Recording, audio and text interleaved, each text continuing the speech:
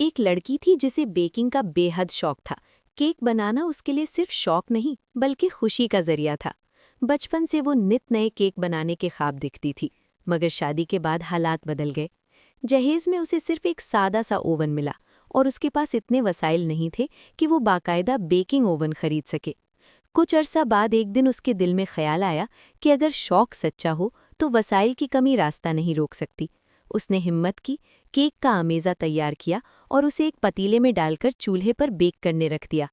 1 گھنٹہ گزر گیا، کیک اندر سے تو پک گیا لیکن اوپر سے بالکل بے رنگ تھا۔ وہ لمحہ بھر کے لیے پریشان ہوئی، مگر پھر اس کی آنکھوں میں امید جگمگا اٹھی۔ اس کے ذہن میں ایک نیا خیال آیا۔ اس نے اوون کا گرل آن کیا اور کیک کو صرف 5 منٹ کے لیے گرل میں رکھ دیا۔ جب کیک باہر نکلا تو وہ سنہرا، خوبصورت اور بالکل مکمل تھا، اور اسی لمحے اس لڑکی نے سیکھ لیا کہ حوصلہ، عقل اور محنت ہو تو کم وسائل میں بھی بڑے خواب حقیقت بن جاتے ہیں۔